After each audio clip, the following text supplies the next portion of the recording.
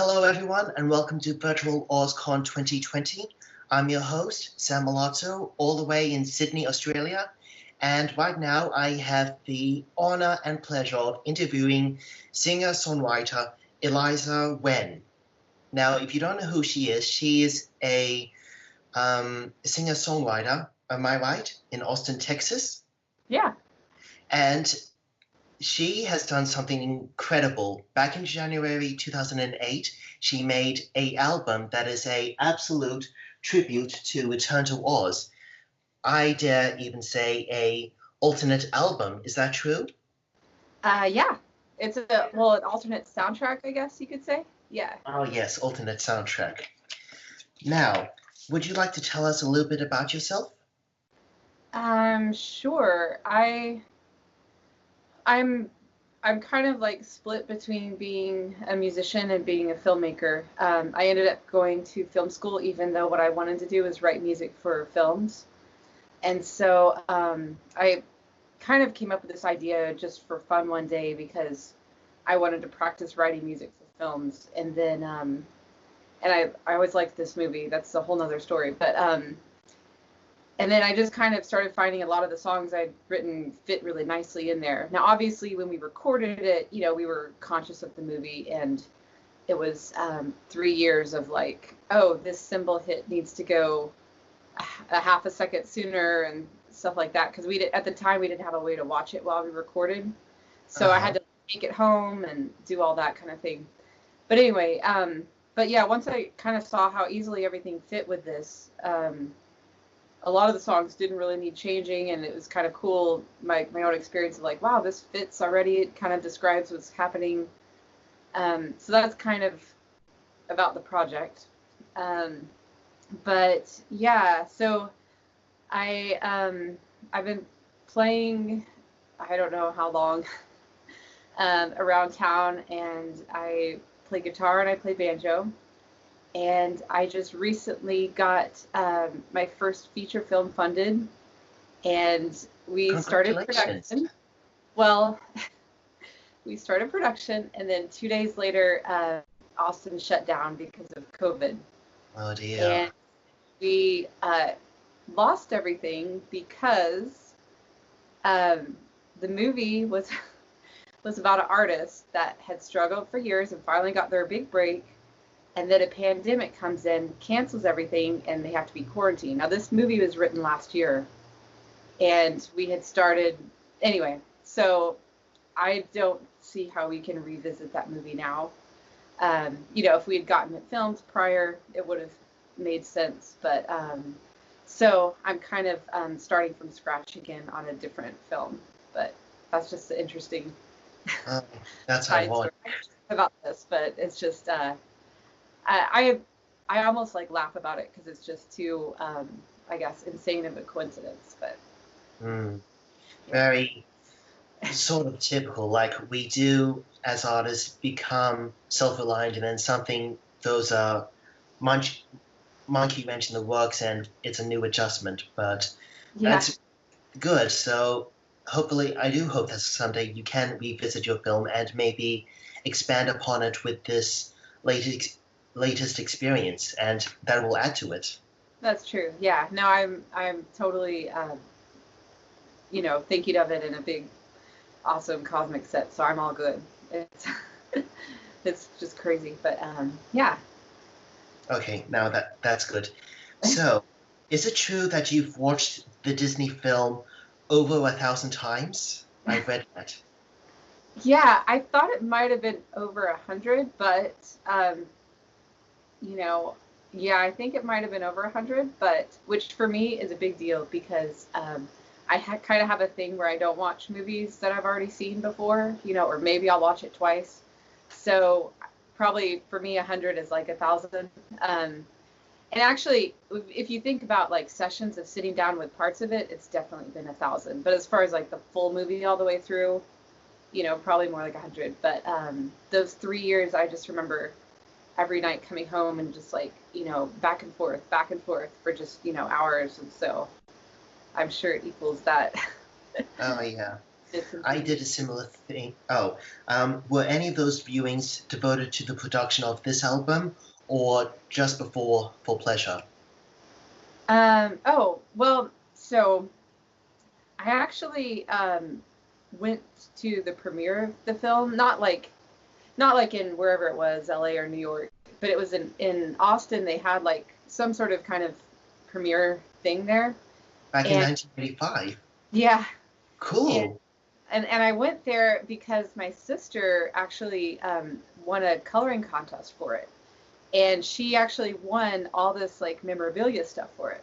So she won this giant lithograph and several of those books that I see on your shelves. In fact, almost all of the like four on the top and then like two on the bottom.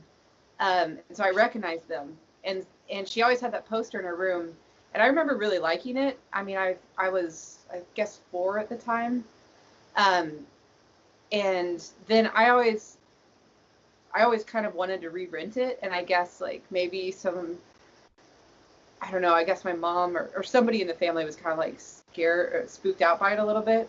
And so Yeah. we kind of rented it. And then I remember when I finally like moved out or whatever, I was like at a Blockbuster and I saw it and I go, oh, nobody's here to tell me no. And I watched it and then I was like, I was right. It was awesome. And I watched it a few times, and then that was about the time that I kind of messed around with it. And it's just such a visually amazing film. It And really is, yes. that's its strength. It's got all this, crazy visual stuff. But anyway, yeah. It's funny that you said your earliest memories, because that was my next question. If you could recall your earliest memories watching this, and what are your thoughts and experiences with the film now? Are they different from before or the same? Well, it really did actually make. I mean, I think as a 4-year-old, you probably don't go to too many movies, but I do distinctly to this day like remember being in there and seeing like I genuinely remember the experience, and it really like made an impression on me. And there were so many things about the movie that I really distinctly remembered. And I think around the time that I recorded this, there was a period where I was kind of like, okay, I'm not in the mood for this right now. You know what I mean? Especially since I don't usually watch movies over and over again. But that was just because it became work, at the time. But I've re-fallen in love with it, and my son, I was actually pregnant at the time that this premiered at the premiere at Sundance, and so that son, a lot of times I would be like listening to it at the time because I forgot what the specific reason was, but it began to be like kind of his favorite thing to listen to all the time, and he called it Chicken and Girl because that's what he thought, the movie was. That's what he always called it. And so he always watched it and he always listened to it. And so that was kind of a special time too. And in fact, he actually recently, he's like, I want to watch it. I want to see what the movie is without the music. I want to hear the words. And I will have to see if I can find that. But yeah, anyway. Okay, yeah, because that's so accurate that he says girl and chicken, because similarly with me, before I realized it was called The Last Unicorn, I thought it was a movie like with the unicorn girl, because you've seen that movie too, haven't you? Yeah. And we both know what happens in it, so I wasn't too far off, and your son was right. That's funny. Yeah. Yes, so now, this album came out in January 2008. How would you describe your music and your singing style for the CD to others who haven't heard it before? It should be 2009, Oh, but that I don't think that really matters anyway. But so I mean, for one thing, I should say this: it definitely evolves with the movie. So the movie begins, on a farm, and so the music is more folky and kind of country-ish, you know, and then it kind of warps, and then by the end it's like at its most psychedelic, and there's definitely like some experimental things in there. And so it does seem like it changes genres a little bit, but I mean, I usually try to describe my music. I'm not very good at this, but I mean, like dream rock or dream pop kind of. That's good. I get that. Because it feels folksy, it feels psychedelic, and then it also feels very electric. So I don't know, some sort of mix of the three. I'm not like a powerhouse singer. I kind of have like a younger, softer voice. And so, but then I really like heavy bass and drums and sound. And so it's this kind of mash of like louder, more prominent things with this kind of delicate voice, I guess. So it is very varied. Yes, I definitely see that you have. I don't know if multi-ethnic is part of it, but it is very different. Like, it's not too repetitive. It's unique and distinct, and yeah, really, that's so good. Awesome, thank you.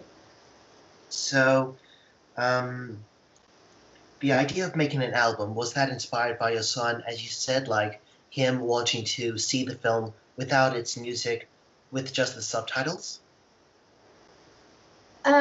Well, I mean, the album came out before he was born, because, you know, it was when I was pregnant, but I think, well, I mean, the album just came about, just from my love of wanting to put music with it.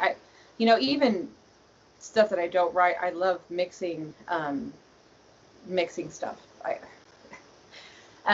Like a different visual with a different audio.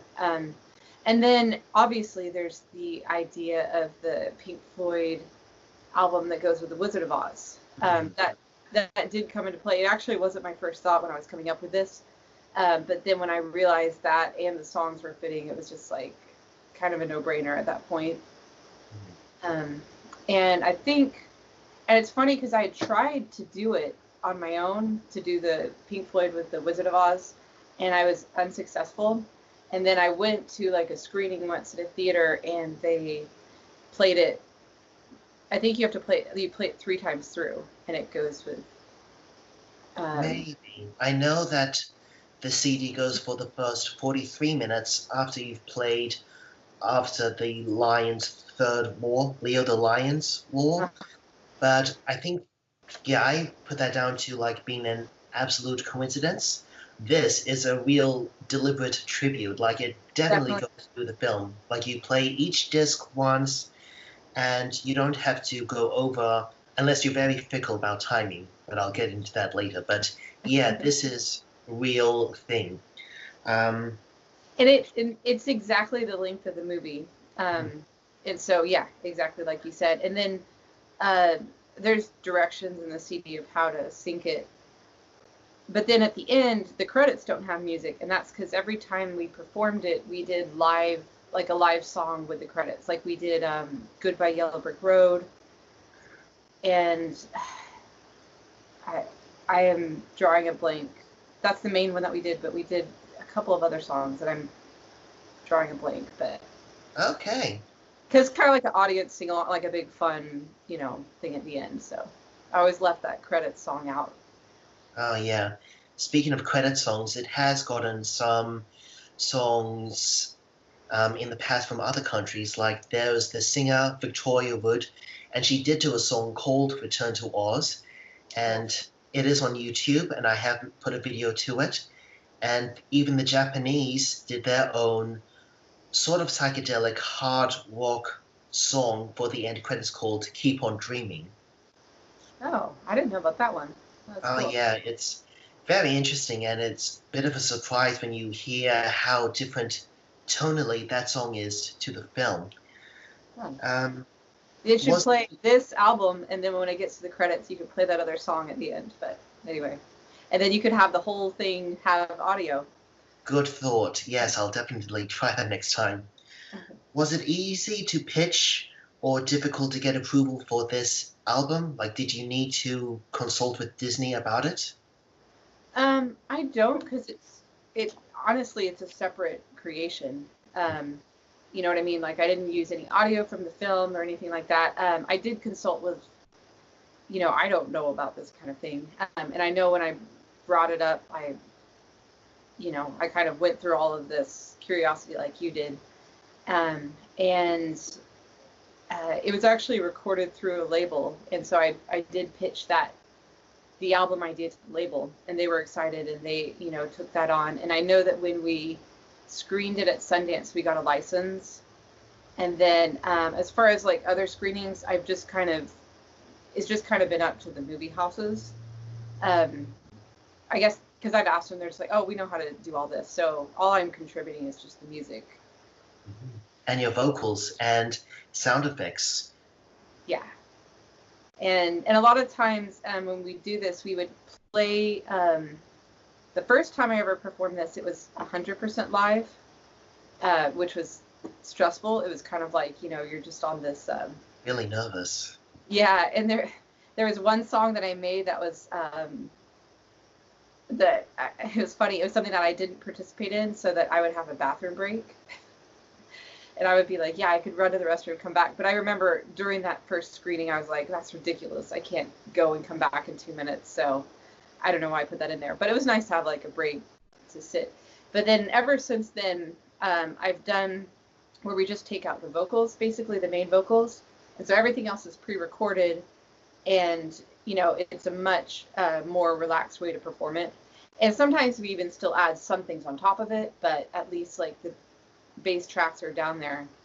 And we also did there was a charity screening for HAAM, which is like the Help Alliance for Austin Musicians, and we had a bunch of other singers sing some of the tracks, and so there were like 6 or 7 of us, and we alternated performing the songs, which was really nice, and then we all came together on the last song. Excellent. Yeah. So it's been done a few different ways. Mm-hmm. So let's see. Timing is very important in a project like this because you're having different platforms. You've got the movie, however, you've got whether it's projected on a screen, on a DVD player, or a Blu-ray, and you've got your music being played either on the computer or a CD player. And you really achieve that timing so well. And sometimes I did try a little different way of playing it. Like I would play your disc 1 at the very start of the movie, like when the Disney Castle logo appears, just to test it out. And I definitely feel like the way you instructed, just after the castle has disappeared, but before the first star, that does sound and feel and look better. Oh, okay. Yes. So, would I be right in guessing that in creating this album, that you would watch the film, take notes of scenes, like its length and mood, and then write up a list of what ideas you plan to do for the CD? Yes. I think I understand your question. So, when I first approached this and was kind of casually working on it, like I had mentioned, there were a few songs that I was like, it just fit really naturally.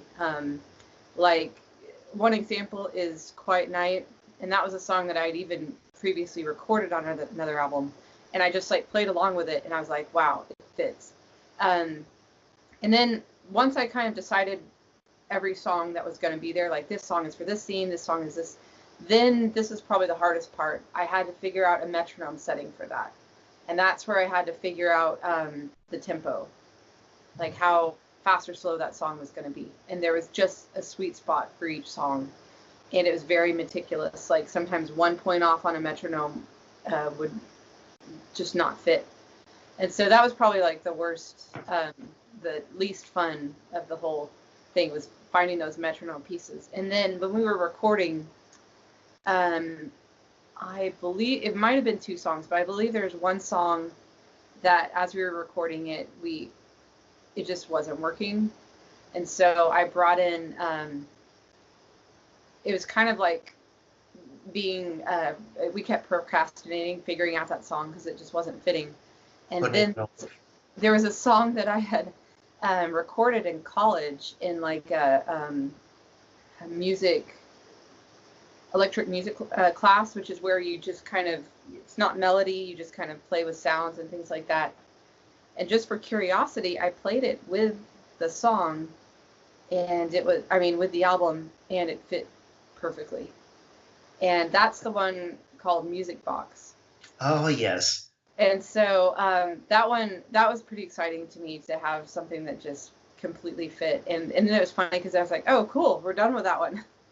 We don't have to record a replacement. It's right there. Yes, and it's precisely in the moment where Dorothy and Jack escape from the tower, get TikTok, and it just gradually builds up to sneaking into Princess Morby's quarters while she's sleeping headless. That's the section. Yep. Yeah. There was one other thing I was thinking of. I don't know. It'll come to me. But anyway. Oh, I hope so. So you've pretty much said what it was like creating the album, and you've described the creative process and what it involved. And how many tracks were done together? How long did it take to conduct? 3 years, you said? Yeah. And obviously we didn't like work through Christmas or anything like that, but it was pretty, at least like 5 days a week, I guess. Mm-hmm. Just, going in that studio. I mean, it's been a few years to remember exactly how many days each week, but yeah. How many hours? Yeah. I don't know. It was a long time, but it was really fun. And it's funny because the record company, they're called Eden's Watchtower Records, but their logo is an E and a W. And so it says EW Records. And so it's funny because a lot of people are like, oh, Eliza Wren Records. I was like, no, it's just a coincidence. Wow. That was funny. Hilarious. Yeah. So you said that some of the songs for Returns to Oz were from your previous albums. Yes. And in fact, one of them was even from, I have another band, and it was even just one of those band songs, which I have this other band that's kind of a haunted saloon folk. And so the song, I don't think it's called I guess it's called Set Me Free on the... Yes, that is included in the first disc, just when we have The Next Morning with Bellina. Yeah. Before we find the key. It's kind of more of a Western song. So it was from that other band. It was re-recorded for this album, to fit here with this. But yeah. So yeah, I forgot what else you asked. But okay, was it easy coming up with the titles or deciding which tracks would be vocal as opposed to musical or sound effects? Actually, it kind of was. A lot of this, and in fact, just kind of everything in my life, I found that the things that work out the best are the things that just kind of naturally come. And things that were strange, like that one song that we originally had instead of that Music Box song, they're just not ever going to work out. And there wasn't, it came together pretty easily, I think. And yeah, the sound effects were a lot of fun. A lot of them we did in the studio, and we had like kids come in and all sorts of, I think we even had like an animal come in at one point. Just, the one where she's getting lunch, we brought in like chips and drinks and all that kind of stuff. So that was fun. And I know one thing I was going to say earlier is there's actually a mistake on the CD printing, but not on the digital versions of the album. So on the song Unhappy Birthday, where she meets TikTok. Yes.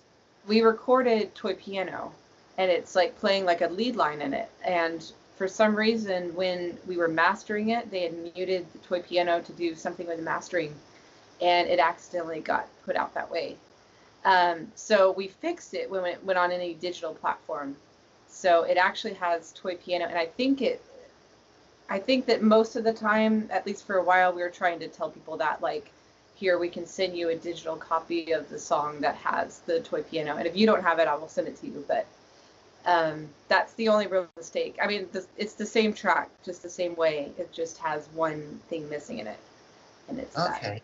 That. I mean, as you can see, I do have the CD, but should I listen to the unhappy digital files just to see if I am missing something? Sure. I mean, I'll send it to you. Okay. Yeah. Now, I do love music, but I'm not as thoroughly in depth with everything there is about music that others like you yourself are. So, let me guess some of the musical instruments that we hear. There's let me get that question right. What are some of the musical instruments that we hear? As you said, there was piano. Is there guitar, harmonica, accordion, violins, piano? Yeah. What am I missing? There's mandolins. There's Yeah. a saw, if you remember in that the Kingdom song. And there's cello. There is Drums? There's harpsichord. There's drums. There's bass. There's electric guitar, acoustic guitar. There's toy piano, which it should be in more than one, but there's electronic instruments, and this is something I forgot to mention. So there's harmonies with my vocals, and it was actually performed by another Eliza Wren, which this is a whole nother story. I have a lot of weird coincidental stories in my life, but so I don't know if you're okay with me going down this tangent a little bit, but we still got some time left. Yeah. Okay. Yeah. So she one day I guess it was when like the internet kind of first came out a little bit. I got an email from somebody, and it was this guy, and he said, "Oh, I had such a great time the other night," and he's like, "Oh, I love your music," and whatever. And I was like, I've never met this guy in my life. I have no idea what this is. And then I started, like, some of the specific things he said, I started Googling it. I found out there was another Eliza Wren. We were the same age. There's an enormous amount of coincidences that, like, I went to the same college she did. I had the same teachers. She was like a theater major. I was like a film major. Even just weird things like we had the same shoe size and just all this crazy stuff. Freaky. We ended up getting married the same year, same day of the month. We were pregnant at the same time. Our kids were born about a month apart. And anyway, but at this time, all I saw was this guy, and I looked her up. And so kind of, I guess this was bad, but I wrote him back like as a joke, and I was like, "Oh yeah, I had such a great time." And I kind of back and forth with him a little bit because I really like doing pranks, I guess. Mm. And at one point, the jig was up. We didn't go too far, or, there was no harm done, but it was just kind of funny. And so when I finally found out about her, we met while on my honeymoon, because she at the time lived in England. And it's funny because I was like, one of my teachers had connected me. They're like, "Here's her information if you want to contact her when you go there." And I was like, "Oh man, she's going to hate me because I wrote her friend." But she thought it was hilarious. And we became really good friends. And I was living in Salt Lake where this was recorded, and she grew up there. So she would come down to visit her family. And one of the times she was down there, I was like, "Hey, you want to record on this?" And she's like, she's an amazing singer. And so it was just awesome. And yeah, so she does the vocals on that. Yes, because it's so funny because, as you said, that you're a bit of a prankster and she's English, which is almost like Fairuza Balk and Emma Ridley from the film, because Emma Ridley, who plays Ozma, she's British, but it was dubbed over by an American voice actress, and she was often the wild child. And even though she's the youngest of her sisters, she played Dorothy's older sister in the film. And would I be right in guessing that the other Eliza was playing your twin self when Dorothy and Ozma are free and face to face when the Emerald City is restored? I've never thought of it that way. Well, she's not English. She moved there like after college, but still, that's close. That's close. And I should mention that she goes by Eliza Wren Payne, and actually now she goes by the name Wren that's spelled with like an extra E. But that's just notes, just so you have that. But Okay. but yeah, and it's funny that you mentioned that Ozma thing, because there's a photo, I could send it to you. I don't know if you have it. Where like when I was a kid, I went like 8 years of my life wearing braids every day, and it was like my thing. And so there's all these photos of me, and I also really liked the Victorian times, and so I would have like dresses that I would kind of dress up like that. So I found all these photos that kind of looked just like Fairuza did in that movie. And when I was putting this whole thing together, because I was like basically the same age and stuff, I did some photoshopping and put like when she's looking in the mirror, like it's me as a kid and stuff like that, just when we were promoting this thing. Oh, yes, I did. And the whole image is it's been a long time since I've seen that photo, but it's black and green, and you're this sort of teenage or almost punk-like reflection in her mirror, bedroom mirror, right?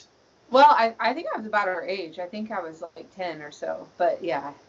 But it is the mirror and it is green, so you're up. Okay. Now I'm going to look that up after this.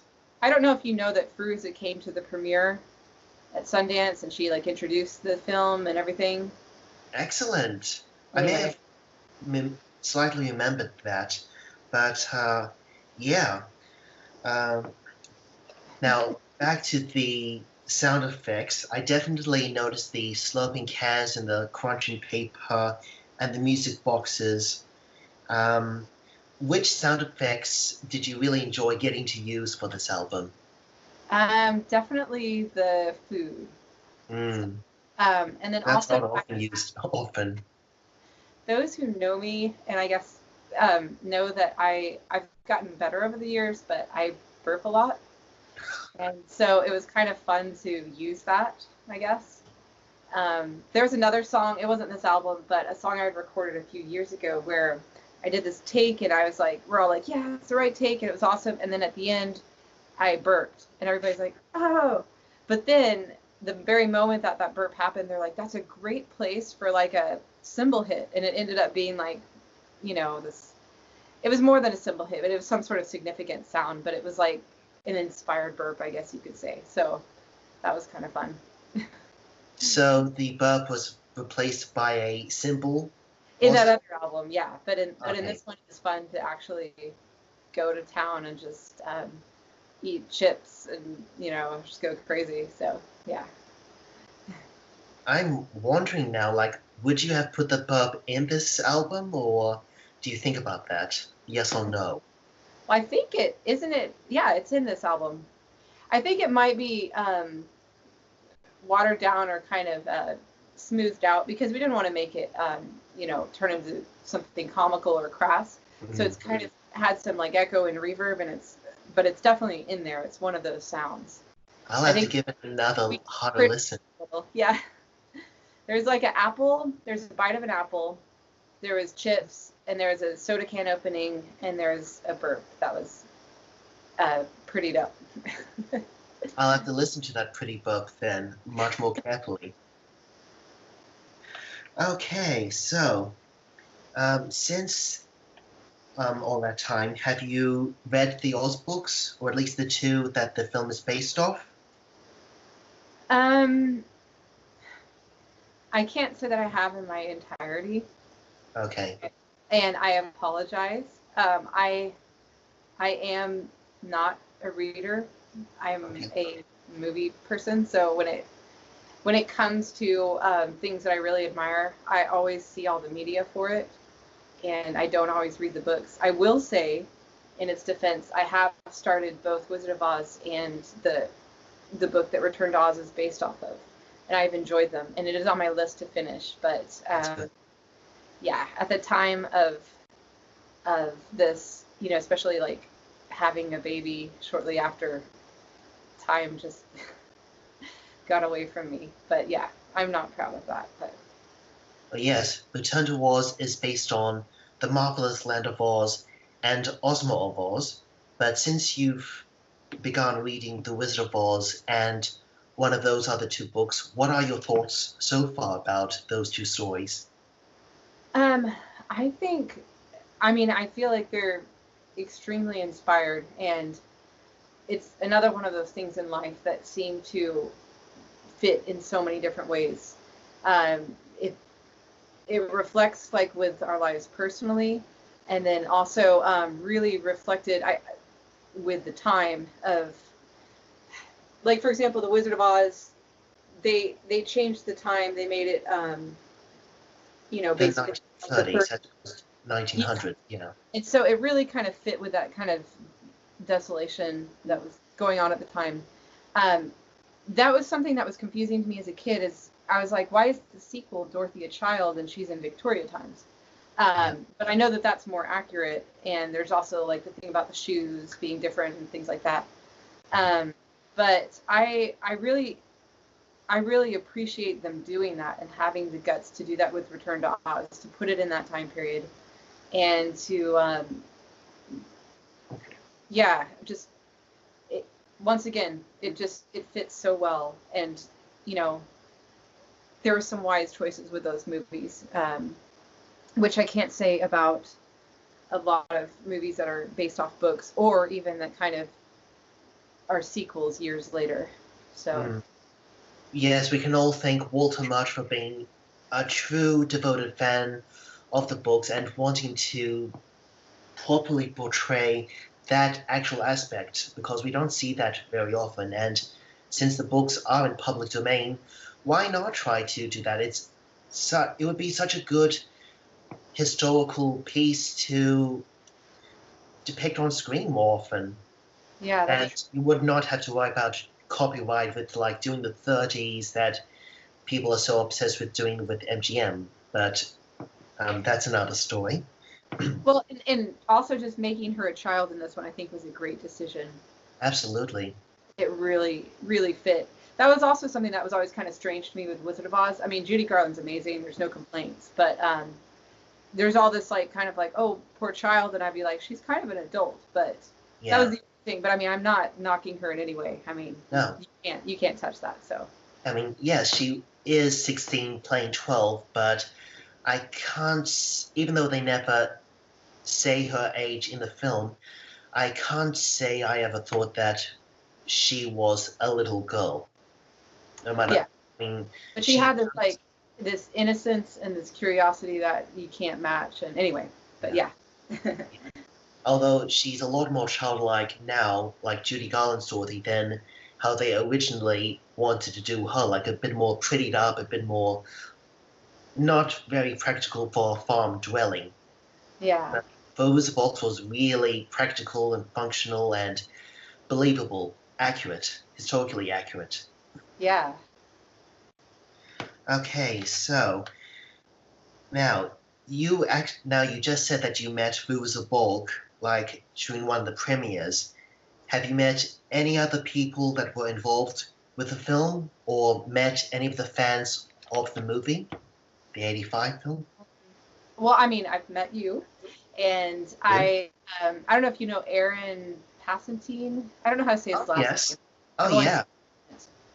Yeah, we were talking back when I was doing that whole thing, and we even talked about doing some sort of premieres and stuff. But and then I know that Fairuza brought it up to I believe Walter. And then one other person that was in the film too, and is it Pipe? No, I don't know. Or I don't think don't think it was. I feel like it was another male, but I don't remember. Anyway, but so There's I just know in they brought it case up the to them, and they Scarecrow. yeah. Um, yeah, I haven't physically met anybody else from it, but I know that I've gotten good feedback from the people that have heard about it, and yeah. Well, that's good. Now, you, how would you describe yourself as a Return to Oz fan? Have you read up about its production history? I did some research back at at the time of doing it. I know that there were also kind of like stories like I know Fairuza, it was some of it was hard on her at her age, and I even heard of, I guess I should have read up on this before. I didn't know we were going here, but there was a It's few okay. I'm things not going that to quiz you. no, it's okay. That had kind of happened on set in The Wizard of Oz. That similar things had happened in the filming of Return to Oz, which I thought was interesting. Mm. Um, I mean, nothing as tragic as like the explosion with the witch, but there was something similar to that, and I can't remember about it now, but I remember reading one time that Fairuza did go underwater yeah. for a little bit, but nothing seriously happened. She may have gotten a cold, and she had to work through the film with that, but She talked about that, how that was kind of a hard thing for her at the time, like to remember. but Uh, yeah. Um, as for myself, I usually like to do something every June or every few years for certain anniversaries. Like, for example, in 2010, and then gradually in 2015, for 2015, I did a three-part comic adaptation, and this is it all the way oh, here. And it's awesome. on Deviant Art, so you can see the little changes I make here and there. Okay. And as you can see, I've got a collection. So, do you have anything yourself that's related to film, or just Um, movies? yeah, well, physically, like I said, my sister had a lot of that stuff that she won at that coloring contest. And I don't think that's exactly what you're asking, but in some of it, like she gave me the poster, I guess when I was doing all this because it made sense. But there were some, I mean, like on the album, there's like some drawings and things that I had done that kind of went with it, but that wasn't too much. That I was feel like nice. I feel like there was that's very much like me to do stuff like that. Um, but I can't exactly put my finger. I think that this was just such an encompassing project that it kind of took all my time, just creating this one thing for it. Mm. But I know that like with Eliza Wren, I make things like paper dolls and like little cloth dolls and things like that. And I know that some of like the clothes that I had on it was like things that I wore like at the Return to Oz premiere. There was kind of a lot of references to things like that. I don't know of anything directly that I made, if that's what you're asking. But it's funny Anything you because put. before you even mentioned that, something has come up recently where I'm kind of needing to put together these like products that are different eras of my work, and I was considering actually making cloth dolls for this. Ooh, Because I have a bunch that I had made for the folk band, and so I was considering making some for this as well. So excellent. yeah. I actually do have a friend, and she is also an Oz fan, and she makes dolls. Oh, okay, awesome. Yeah, Carol's Oz dolls. Oh, okay, cool. Yeah, send me some of these links. I'm sorry, I don't have a. It's okay. I'll be I happy to send have to you soon. we'll both send stuff. Yeah. Oh yes.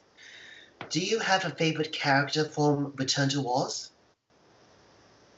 Um, well, I mean, I do, but I guess you could say aspects of a character. The the the three things, well, kind of the three things I really loved when I was a kid were kind of the same three things I really loved later. and that was just the interchangeable heads, the wheelers, and the chicken. And so I mean, I really like how bold and I guess how dark Disney decided to go. That they didn't want to, that they just kind of let it read more true to the story. And, because things aren't always, especially like if you think of Disney now, things are pretty filtered. And, it was nice to have that kind of Frank Oz freedom, because there's something, I really love things that are done real rather than digital, if that makes sense. And a lot of times when you do that, they kind of, that organicness can be portrayed a little bit darker and things like that. And it can really create a very unique feel that you can't create with animation. So that being said, to get back to the question, I mean, as far as like the heart, I really liked TikTok.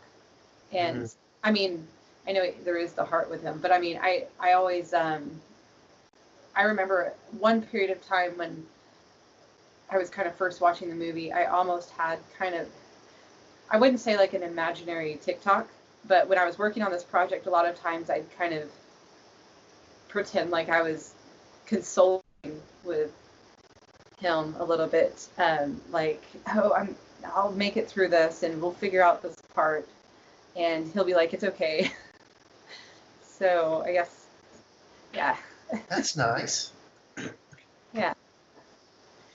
Now, that's another thing I remember reading about, was how that was a guy, he was upside down in there, making it move.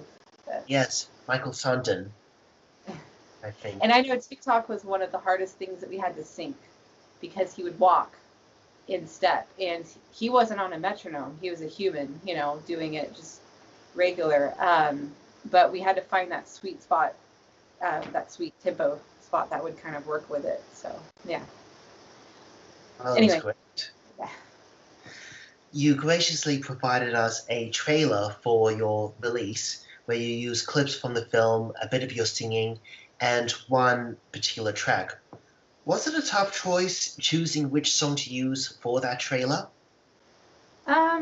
Not really. I feel like that song is a good choice because it changes, because it kind of starts out some way and then it just kind of like explodes in this other direction, and it kind of goes back and forth, which I feel like is similar to the film, because the film, like it goes from the farm to this psychedelic world, and you keep cutting between like her and the rock man and like these other kind of emotional decisions and then the action that's happening. And so that song seemed to like encompass all of that. Yeah. I love how your singing actually just conveys what Dorothy is thinking. I mean, in the film, we see her on this journey, we see her emotions, but you really voice her thoughts, like her disdain for the Gnome King, her anxiety and all that. And I like the way you allude to the first story, like how Aunt Em is leaving Dorothy, the way I left you, like with the tornado, the way you mentioned the Witch of the East indirectly, all the people come and gone when Dorothy points to the house in the corner. It's so good. Yeah, thank you.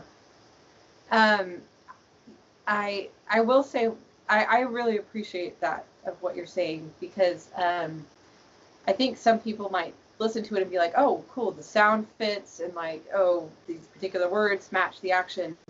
But I will say that there is a tremendous amount of layers in this that I was putting in, that I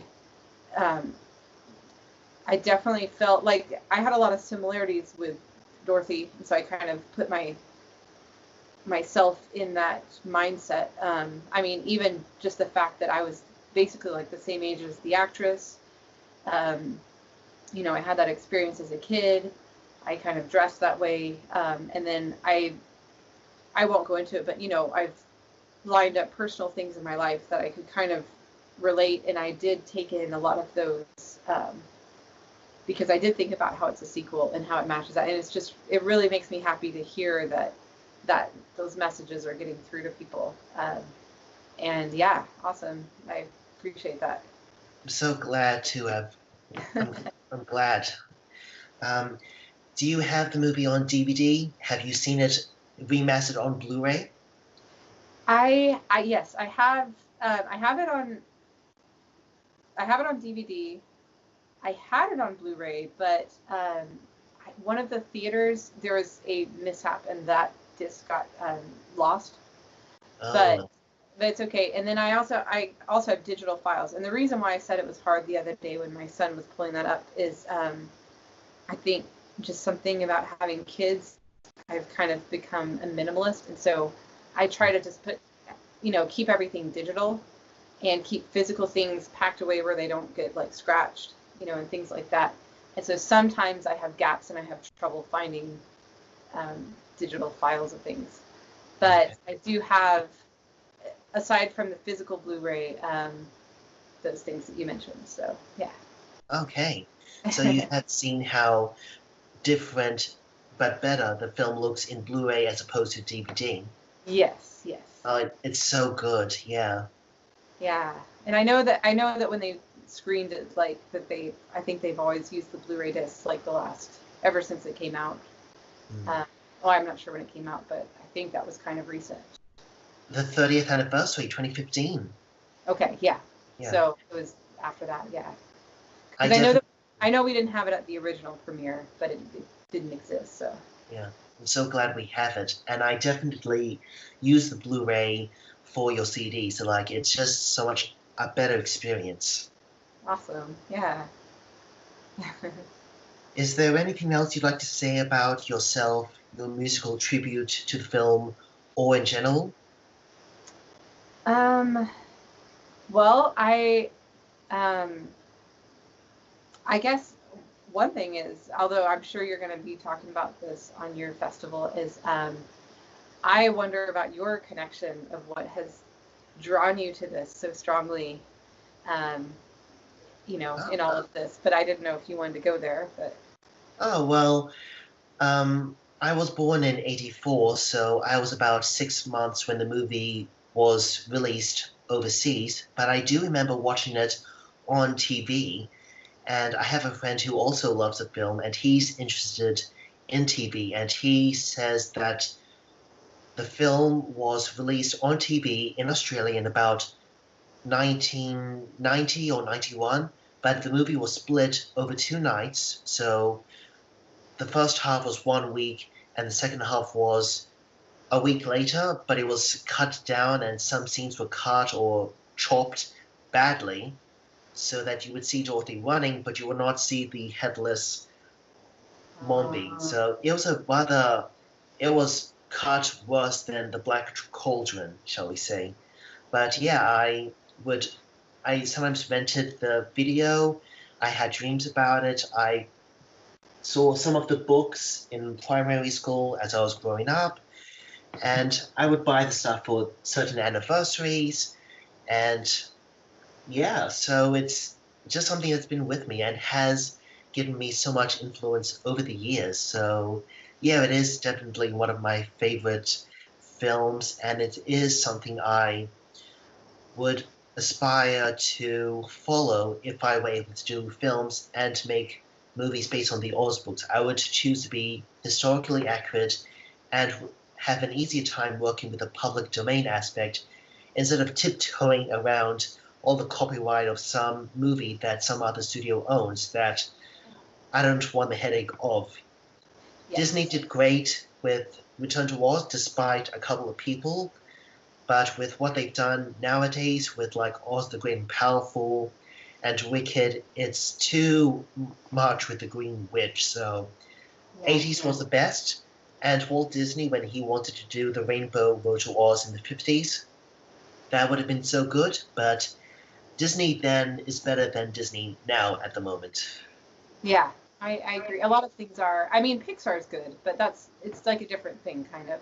Mm-hmm. One thing I was going to mention is I've considered doing this with other films, but I haven't quite found a good marriage of another film as I have with this one.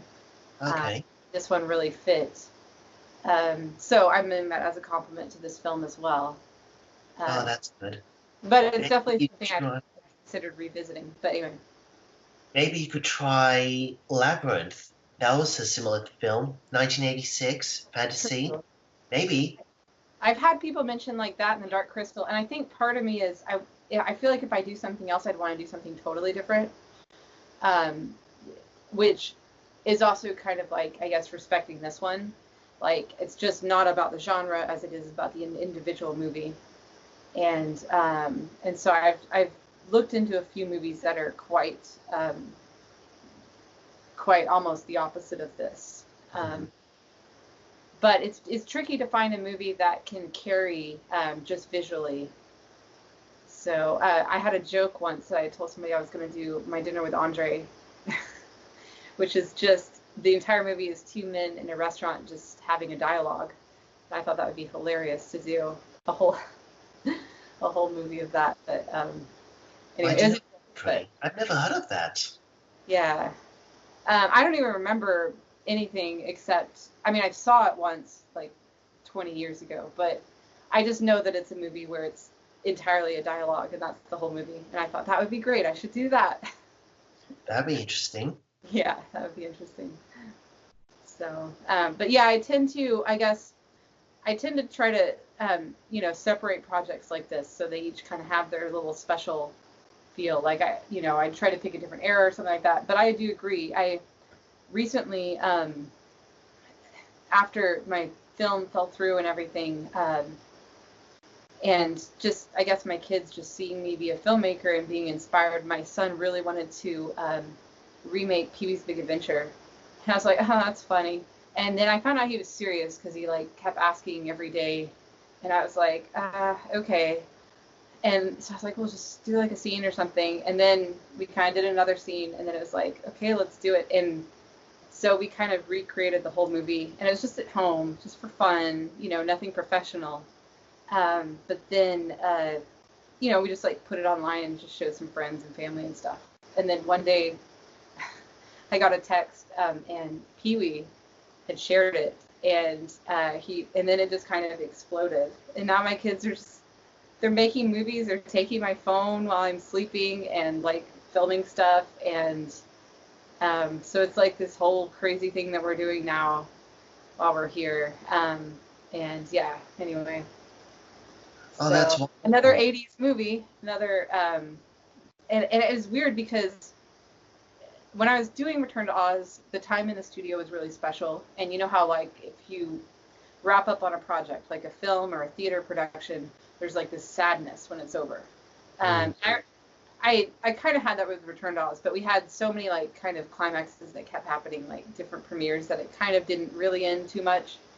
But I know with like the Pee-wee thing, it was really sad when that ended, and there's kind of this bonding that happened, and so so I like doing these projects. It's more exciting than vacations or things like that.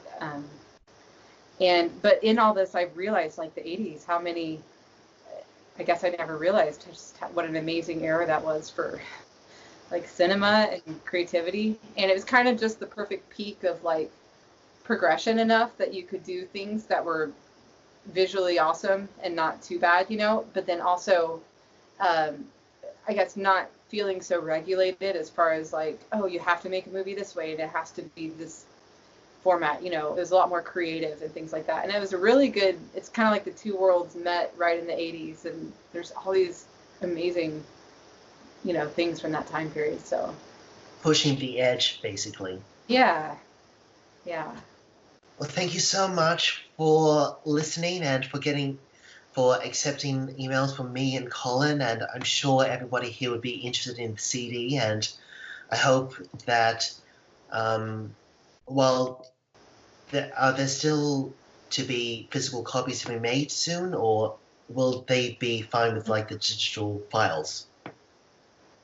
Well, we can do either one. I do still have some physical copies. I've kind of been like keeping like a little stash, but I was going to do a reprint once this little stash goes. But it won't be exactly the same. It'll be a little bit simpler. So yeah, there are still a few available at this time. Oh, good. And we'll provide links with how you can get in contact with Eliza Wren and ask for a CD if you like one. Definitely give it a listen.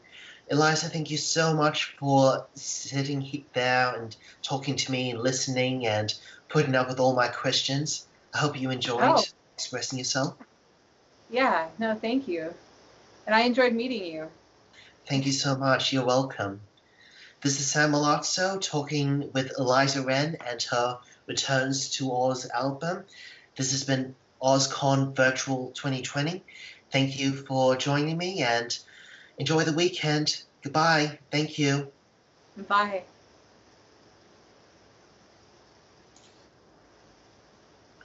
Oh, I hope you enjoyed that. I did. I wasn't sure when you were done talking to me, but yeah. Well, I can send you some links to some things if you want to use them, like those photos we were describing or anything. Okay, sure. Yeah. And yeah, send me any links too.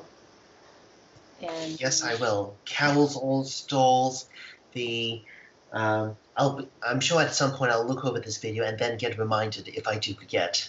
Okay. But and yeah, I don't want to keep too long. Where does the festival usually occur?